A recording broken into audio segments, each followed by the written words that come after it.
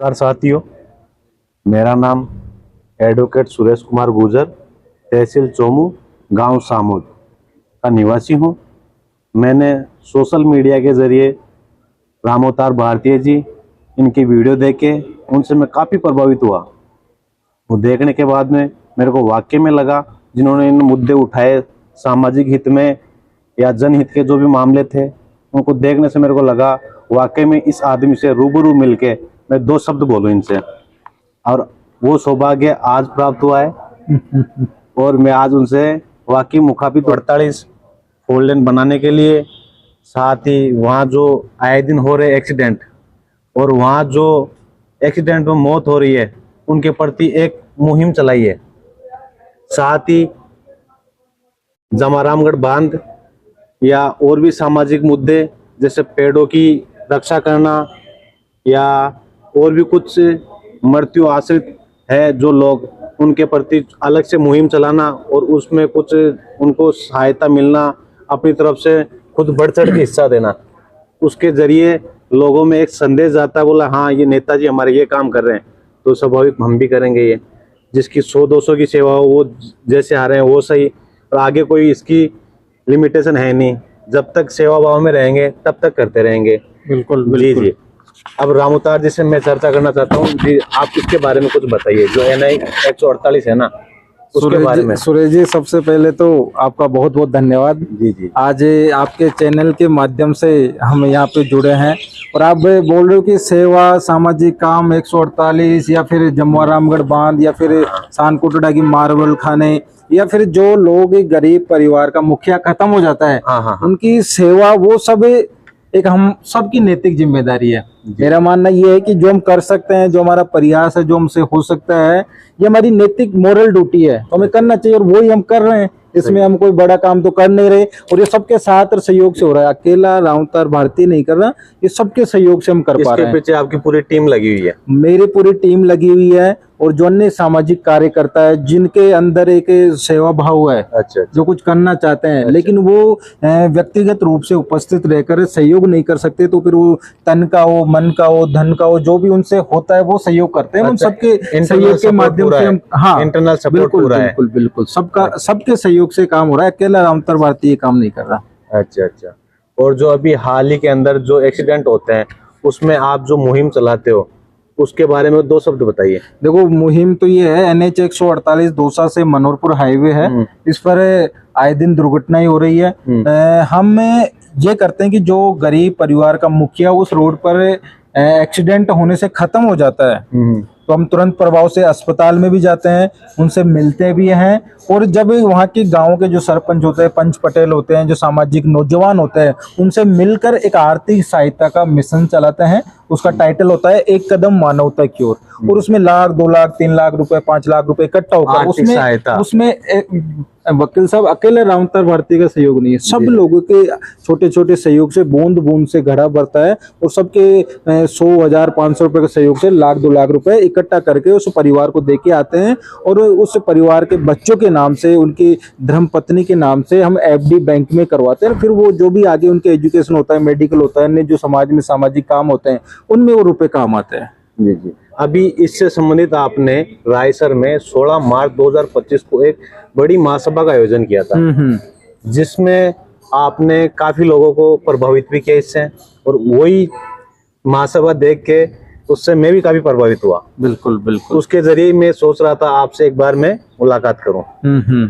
तो उसके बारे में बताइए, कौन कौन से आपके जो मुद्दे थे उसमें जुड़े हुए, फोर लेन का क्या है उसमें इश्यू? देखो वकील साहब, सुरेश जी, मैं आपको बताऊं, जो रायसर में हमने 16 तारीख को मीटिंग की थी, 16 मार्च 2025 को, वो एक जनसभा थी और सामाजिक लोगों की वो मीटिंग थी। हम चाह रहे थे कि साहब जो NH 148 दौसा से मनोहरपुर हाईवे है, ये सबसे बड़ी मांग ही है कि साहब ये रोड 4 लेन होना चाहिए। अब उसके लिए हमने व्यक्तिगत जनप्रतिनिधियों से मिले, प्रशासन से मिले, और उसके बाद में एक हमारे सुरेश कुमार मीणा जी रायसर के रहने वाले थे, ग्राम पंचायत देवी तला के, वो वहां पर बिजली विभाग में कार्यरत थे। वो किसी बिजली विभाग के काम से ही पास के गांव में जा रहे थे, लेकिन अपनी सीधी लाइन में जाने के बाद में एक 4 व्हीलर कार गलत लापरवाही तरीके से गलत साइड से आकर उस लाइनमैन के टक्कर मारी और वहीं वो करीबन 30-25 फीट दूर जाके गिरा और वहीं उसकी मौके पे मौत हो गई।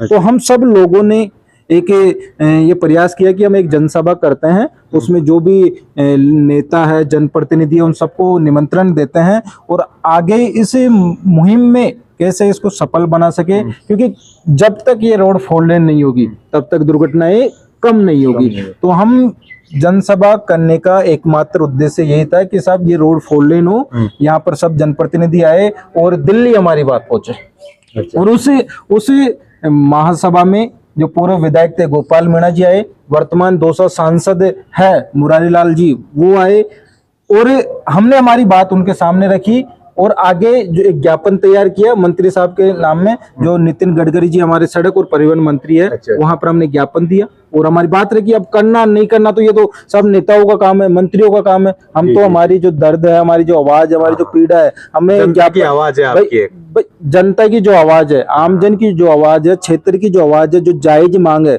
उस जायज मांग को ज्ञापन के माध्यम से, सोशल मीडिया के माध्यम से, ट्विटर के माध्यम से, बाय पोस्ट के माध्यम से हम नेताओं तक पहुंचा सकते हैं। हमारा तो यही काम है और हमने किया भी। करीबन 2-3 हजार लोग थे, जो लोग आए थे सबके दिल में दर्द था, क्योंकि इस रोड पर एक ऐसा गांव ढाणी नहीं रहा जिनमें लोगों की मौत नहीं हुई। अच्छा, तो आपको क्या लगता है 4 लेन बनेगा कि नहीं बनेगा? अब ये तो भाई नेता बताए, मंत्री बताए, सांसद बताए, जयपुर ग्रामीण दौसा दौसा के सांसद है, हमारे एमएलए बताए। मैं तो एक बात ही मानता हूँ कि ये 4 लेन बनना चाहिए। अच्छा, हमारी मांग ये है। तो इस 4 लेन को बनाने के लिए नेताओं की समस्या क्या आ रही है, जिस वजह से ये अटके पड़े हैं? आपसे रूबरू होते हैं, उसके बाद में जनता के अब आएंगे, फिर 5 साल बाद में वोट लेने आएंगे, तो जनता उनसे क्वेश्चन सवाल नहीं पूछती क्या? नहीं, देखो जनता उनसे सवाल पूछ रही है बराबर, और हमारे माध्यम से भी हम हमारी बात रख रहे हैं। लेकिन अब भाई वो क्यों नहीं बन रहा है, क्यों नहीं बना रहे, वो तो वो बताएं, मैं थोड़ी बताऊंगा सुरेश जी। वो तो वो बताएंगे सब क्यों नहीं बन रहा। भाई हमारा काम तो ये है कि ये समस्या है, ये समस्या हमने आपको बता दी कि साहब ये रोड 4 लेन होना चाहिए। अब क्यों नहीं बन रहा है, क्यों नहीं बना रहे, क्या कारण है, वो तो वो बताए साहब। हम तो ये बता सकते हैं कि साहब ये रोड 4 लेन हो। लंबाई कितनी इसकी टोटल? इसकी टोटल लंबाई 65 किलोमीटर है। दौसा से मनोरपुर हाईवे को टच करता है और एक गांव डाणी ऐसा नहीं रहा जिस गांव डाणी के नौजवान इस रोड पर दुर्घटनाग्रस्त होने से खत्म नहीं हुए। एक गांव डाणी। अच्छा, तो अब तक इसके आसपास कोई ऐसे हॉस्पिटल नहीं है जब दुर्घटना हो तुरंत उसको हॉस्पिटल पहुंचाया? देखो अभी तक इस हाईवे पर कोई हॉस्पिटल नहीं है। हमने एक 2022 में एक हस्ताक्षर अभियान चलाया था। मैं और मेरी टीम के लोग एक ज्ञापन तैयार किया मंत्री साहब के नाम से, नितिन गडकरी जी साहब के माध्यम से, और हम गांव गांव ढाणी नौजवानों के बीच, युवाओं के बीच, पंच पटेलों के बीच, माताओं के बीच, बहनों के बीच में हम गए और सबके हमने हस्ताक्षर लिए। करीबन 10-15 हजार लोगों के हमने साइन लिए। उसके बाद में हम जो ग्राम पंचायत के सरपंच होते हैं, पंच होते हैं, प्रशासन होता है, उनसे जाके मिले, उनसे निवेदन किया कि साहब आप अपने लेटर पैड पर ये लिख के दो कि ये रोड 4 लेन होना चाहिए और आंध्र से रायसर के बीच में ट्रॉमा अस्पताल होना चाहिए। सुरेश जी आपकी जानकारी के लिए बताऊं, उस हस्ताक्षर अभियान का इतना जबरदस्त प्रभाव पड़ा कि ये रोड पे जो आंध्र से रायसर के बीच में है, यहाँ पर जो 2024 में फरवरी का बजट आता है राजस्थान सरकार का, प्रदेश सरकार का, उनको घोषणा करनी पड़ी कि ग्राम पंचायत रायसर में एक ट्रॉमा सेंटर खुलेगा। ये हस्ताक्षर अभियान का परिणाम है, ये लोगों का जो इस अभियान में जुड़े उनका परिणाम है। भाई सब लोग सामूहिक रूप से प्रयास करे, साथ में लगे तो रिजल्ट भी आ रहे हैं। अच्छा, तो अभी तक तो कोई पॉजिटिव रेस्पॉन्स नहीं आया इसका? नहीं भाई, घोषणा हो गई, जमीन भी अलॉट हो गई, आने वाले टाइम में बनेगा। हाँ। और सबसे बड़ी समस्या आपके क्षेत्र में जो आपने परिंदा अभियान, एक घर एक परिंदा अभियान चलाया, उसके बारे में 200 ये आपसे मुहिम आपको कहाँ से सीखने को मिला इसके बारे में? देखो ये मुहिम तो हम तो बचपन से देखते हुए आते हैं, सुनते हुए आते हैं। हमारे गाँव में सुरेश जी आप ये देखिए, गाँव में ढानियों में जो किसान वर्ग होता है, जो मजदूर वर्ग होता है, जो गरीब वर्ग होता है, वो अपने घर के, अपने खेत के पास में खेली रखता है, एक सीमेंट का वो बिल्कुल वो रखता है कि उसमें पानी डालता है कबूतरों के लिए, जानवरों के लिए, गाय माता के लिए, सबके लिए। तो हम तो वहीं से, हम तो किसान वर्ग से गाँव के आदमी हैं, हम तो वहीं से देख के आ रहे हैं कि साहब हमें हमारा जीवन तो हम जी रहे हैं, लेकिन हमें हमारे जो पशु पक्षी है, बेजुबान जानवर है, अच्छा। उनके लिए क्या कर सकते हैं। और एक परिवार एक परिंदा अभियान में पूरे जम्मू और रामगढ़ के लोग, नौजवान युवा साथी, गांव गांव ढानी ढानी तक हम गए, परिंदे बांध के आए। और जो जम्मू और रामगढ़ बांध के नीचे हमने करीबन 30-40 जो सीमेंट की थैलियां होती है वो रखी, और प्रतिदिन उनमें टैंकरों के माध्यम से पानी डलाने का काम किया। ये एक इंसानियत का काम है, मानवता का काम है, ये तो हमारी नैतिक जिम्मेदारी है साहब, और ये हमें करना चाहिए, हम सबको करना चाहिए। परमपिता परमेश्वर भी देखते हैं। भाई ये बताओ, आप 47-48 डिग्री का टेम्परेचर है, आप श्रीमान 50 का टेम्परेचर है, आप हम तो बोल सकते हैं मैं आपके पास में जाऊं कि सुरेश जी मुझे प्यास लग रही, पानी पिला दो, तो आप मुझे पिला दोगे। लेकिन जो बेजुबान जानवर है, पशु पक्षी, वो कहाँ बोलेंगे, वो तो बेचारे परेशान होते हैं। तो हम सबको, आप सबकी नैतिक जिम्मेदारी है, हम सबको ऐसे अभियान में बढ़ चढ़ कर भाग लेना चाहिए। और मेरा तो कहना है कि ये जमारामगढ़ की जनता से आपका भविष्य में जमारामगढ़ की जनता को किस नेचर से देखना चाहते हो? मैं तो किसी को देखना नहीं चाहता था। मैं तो, मुझे मेरे कामों से फुर्सत नहीं मिलती। मेरा अभियान सिर्फ इतना ही है, इस हाईवे पर लोगों की मौत हो रही है, दुर्घटना दिन प्रतिदिन दुर्घटनाएं हो रही है, डेली दुर्घटनाएं हो रही है। ये रोड 4 लेन बना दो, हमें हमारे कामों से, ड्यूटी से टाइम नहीं मिलता साहब। आपको अब तक कितना नॉलेज है कि जब से NH 148 बनी है आज तक कितने एक्सीडेंट हुए और कितने लोगों की जान गई? सुरेश जी, अभी राजस्थान पत्रिका में, दैनिक भास्कर में 10 दिन पहले की रिपोर्ट आई है कि पिछले 12 महीने में करीबन 350-400 लोगों की मौत हुई है, और करीबन 1100-1200 लोगों के घायल होने के समाचार है। और जो लोग वहां पर घायल हो रहे हैं वो बचना मुश्किल है। आप ये देख लो, डेली आप राजस्थान पत्रिका उठा के देख लो, दैनिक भास्कर उठा के देख लो, और आप तो ये सर्वे कर लो ना साहब, आप रायसर थाने में चले जाओ, आंधी थाने में चले जाओ, दौसा मनोरपुर थाने में चले जाओ, ये जो आसपास के थाने हैं वहां जाकर आप पता करो कि कितनी दुर्घटनाएं हो रही है, वो आपको सूचना मिल जाएगी। एक ऐसा गाँव ढाणी नहीं है जिसमें दुर्घटना नहीं हुई हो और नौजवानों की मौत नहीं हुई। इस 65 किलोमीटर के दायरे में एक गाँव ढाणी नहीं है। आप बता दीजिए मुझे।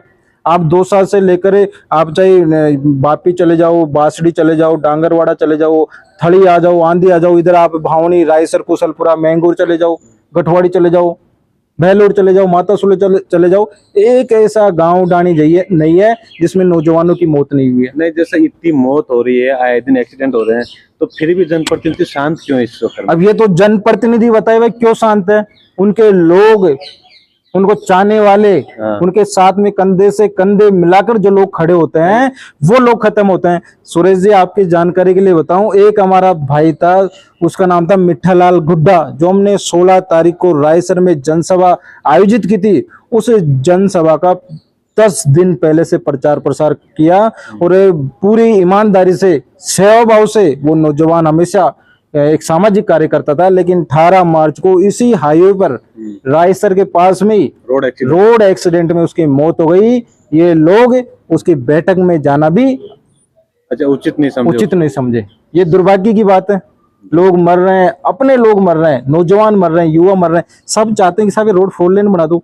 भाई जब ये अपनी ये जो दौसा से आगरा रोड है, जयपुर दौसा आगरा रोड जोड़ती है, ये पहले 4 लेन नहीं था, लोगों की मौत होती थी, आए दिन दुर्घटनाएं होती थी, युवा नौजवान जाते थे। लेकिन जैसे वो रोड 4 लेन हुआ, बीच में डिवाइडर की व्यवस्था हुई, दुर्घटनाएं नहीं होती। इसमें बीच में ब्रेकर नहीं है क्या? अजी, मेगा हाईवे ब्रेकर लगा भी नहीं सकते, NHI बीच में ब्रेकर नहीं लगा सकता। यदि कोई स्पीड से कार आ रही है, बस आ रही है, तो ब्रेकर लगाने से वो एक्सीडेंट की खतरा होता है, दुर्घटनाओं की ज्यादा संभावना हो जाती है। नेशनल हाईवे के रूल्स एंड रेगुलेशन के अकॉर्डिंग ये ठीक नहीं है। ये ठीक नहीं है। फिर ये वो आप छोटे छोटे जो होते हैं ना, वो आप ब्रेकर लगा सकते हो। हाँ, नहीं, वही तो रबड़ वाले वो रबड़ वाले मैंने तो नहीं देखे इस रोड पर। इस रोड पर मैंने वाले रबड़ वाले पास आते हैं शायद, वो टोल के आसपास है। भाई इतना बड़ा 65 किलोमीटर है, जो बड़े बड़े कस्बे हैं, गांव है, वहां पर आपको लगाना चाहिए।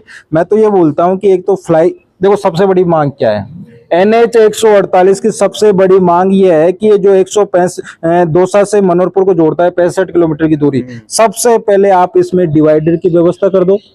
फिर आप इसमें जो गांव ढाणी है, जो कस्बे हैं, वहां पर आप फ्लाईओवर की व्यवस्था कर दो, सर्विस रोड की व्यवस्था कर दो, रोड लाइटें लगा दो। इसका परिणाम देखना, तो दुर्घटना ही नहीं होगी। तो रोड के बगल में जगह बची हुई है क्या?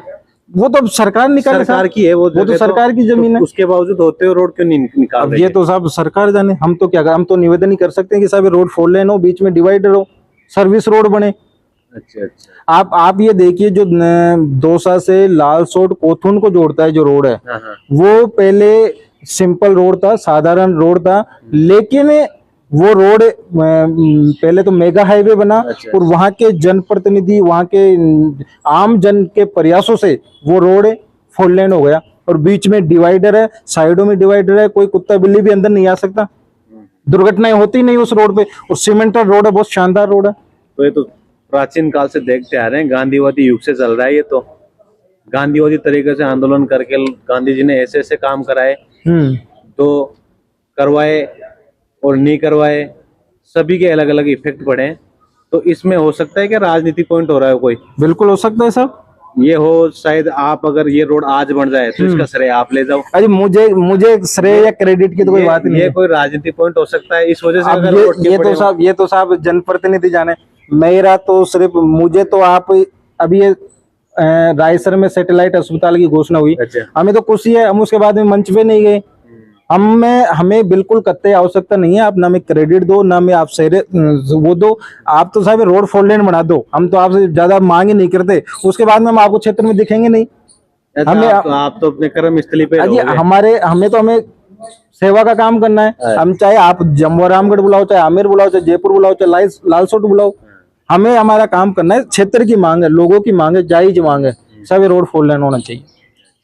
धन्यवाद रामोतार भारतीय जी, जो आप 148 NH इस मुद्दे पे लेके बड़े अरसों से काम करते आ रहे हो, और आज इस बात से हमें खुशी हो रही है कि आप धन्यवाद तो देखो, धन्यवाद आपका है, आपके चैनल के माध्यम से जो आपके चैनल पे जो दर्शक जुड़े हुए हैं, मैं उनकी जानकारी के लिए और जम्मू और रामगढ़ नौजवानों की जानकारी के लिए, युवाओं की जानकारी के लिए एक बात बड़ी स्पष्ट तौर से बोल देना चाहता हूं कि जब तक ये रोड 4 लेन नहीं होगा तब तक हम जी जान से इस मुद्दे पे लगे रहेंगे और इस रोड को 4 लेन बना के छोड़ेंगे। लेकिन मैं इसे आपके चैनल के माध्यम से मेरे क्षेत्र के युवाओं से अपील करना चाहता हूं, निवेदन करना चाहता हूं कि ये आपकी मांग है, ये आपकी डिमांड है, और नौजवान युवा गांव ढाणी के हमारे साथी जो हमारे साथ में खेलते थे, पढ़ते थे, कूदते थे, सर्विस करते थे, वो आज लोग खत्म हो रहे हैं, उनकी आकस्मिक मौत हो रही है, और उन सबके जिम्मेदार ये जो रोड है, ये रोड है। आज कोई हमारा साथी, युवा साथी हमारे साथ में बैठा हुआ है, दो पल में पता चलता है कि वो रायसर या आंधी किसी काम से गया था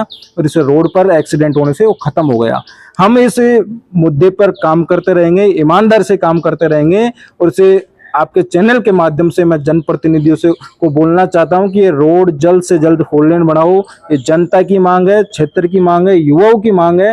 प्रत्येक गांव ढाणी में से लोग खत्म हो रहे हैं, आप उनका दर्द, उनकी पीड़ा कब सुनोगे? आखिर नौजवानों की मांग है, युवाओं की मांग है, और मैं और मेरी पूरी टीम लगातार इस मुद्दे पे काम रहेंगे। आने वाले समय में हमें दिल्ली मंत्री साहब से समय भी ले रहे हैं, आने वाले समय में हम दिल्ली जाएंगे, सब लोगों को बस के माध्यम से हम दिल्ली जाएंगे, और हम निवेदन करते हैं कि जल्द से जल्द इस रोड को 4 लेन बनाए। जो क्षेत्र में एक पूरा रोष है, गुस्सा है, एक बिल्कुल बवाल सा मचा हुआ है कि इस रोड पर जाना ही नहीं है, जाते दुर्घटनाएं हो रही है, तो ये मांग है, नौजवानों की मांग है, युवाओं की मांग है, आप जल्द से जल्द इस पर एक्शन ले, जिससे लोगों के बीच में एक सकारात्मक मैसेज आए। बहुत बहुत धन्यवाद।